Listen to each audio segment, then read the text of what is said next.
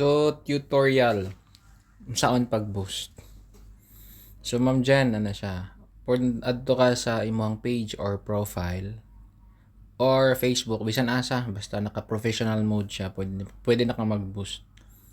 So, pili ka kung unsay mga videos na gusto nimo i-boost o pwede ni siya boost again. Kare na lang isa.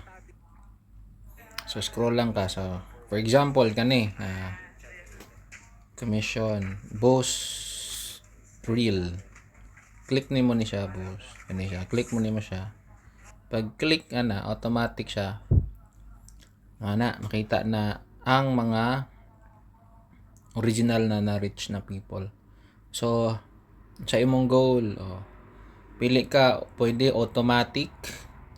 In short, si Facebook na ang bahala ana. Or pwede pod ganahan ka get more messages or get more video views, customer base or bisan unsa. Pero ako naga-automatic ko. Basta as long as nag-engagement.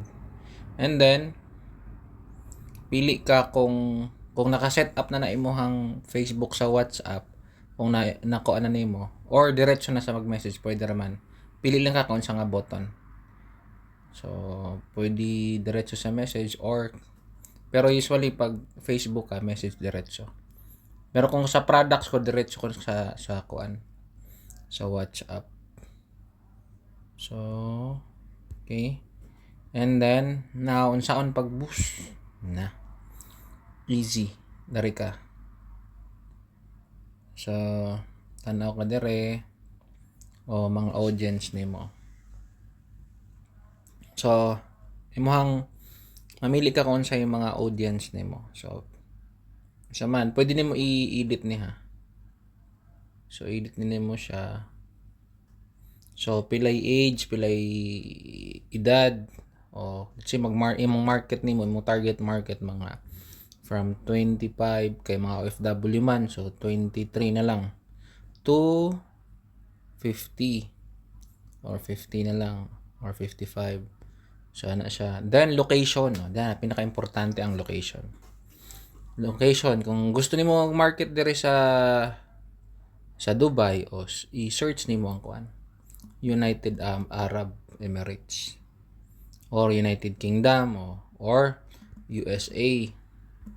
Bisan asa. So, set na to. Let's say, for example, Philippines. So, bisan na ako dire sa sa UAE, pwede ko mag-market dara sa Pilipinas. Pwede na daghan na So, Sri Lanka. Ayun, Sri Lanka. USA. Pwede na daghan. Sana all. So, click nimo siya. Then, na-set na nimo tulo ka countries. Then unsa ang ilang mga interest? Para kani mga ma-filter gid nimo unsa yung mga tao. Let's say nagka-interest sila about business industry, click na nimo siya. Daghan man. So advertising, blah blah blah, pili lang ka. So pero pwede pug ka mamili og mga, let's say type nimo Tagalog. Tagalog language or Filipino or Pinoy Pinoy pop or OFW. Actually mga bisan unsa nga tao nga unsa ilang hilig, pwede nimo imong targetan. Bago man save nimo. Pag save, babae or lalaki or mix na gender para di ta mamili, basta importante. So then save. Then ang budget na. Asa nimo i-market siya sa Instagram ba, Messenger? Para sa ako Facebook ko ug Messenger. Instagram kung Then maara na ka mag-budget. Since nakadara sa sa Pilipinas, naka-peso ka. So dire set daily budget Basin imo idiretsog dako, na. So ang daily budget, pwede ka mag daily budget og kuan. 50, 100 daily. So pag butang na to dire ang daily nako ibutang nako 10 dirhams dire. Then pila ka days.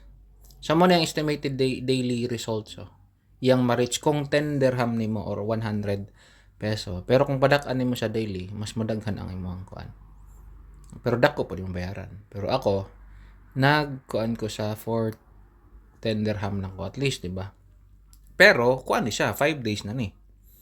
5 days. Na siya may 5 days. Pila ka days imong ganahan for boosting. Uban 1 month. Pero dili mo kuan imong budget. Gamay ra kayo.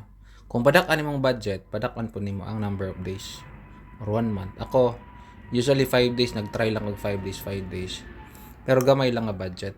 10 dirham per day. So ana siya. And then set up nimo imuhang kuan payment method. Pwedeng credit card, debit card, basta card, null card. Ayun na null card dili pwede. So ana. Then pag set up nimo ana, na set up na nimo imong card, then boost now. Click ni siya, boost now. So ano siya. Pag boost now, under review pa na siya. So, magpaabot lang kung i-approve ba or dili. Kaya usahay na mag-dili approve kay na yung mga violation. So, ana lang siya.